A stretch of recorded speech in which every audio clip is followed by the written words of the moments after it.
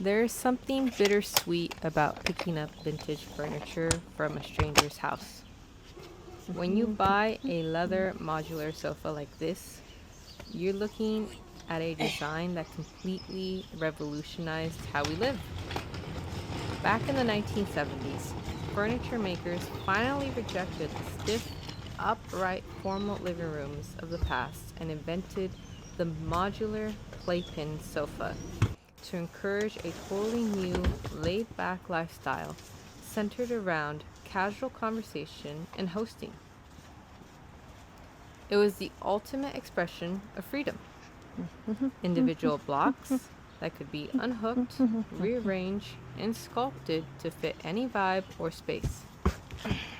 For decades, this exact piece was the literal centerpiece of a home, watching a family grow up and wearing down gently in the spots where people love to sit and talk, before eventually being outgrown and left behind to collect dust in a dark garage.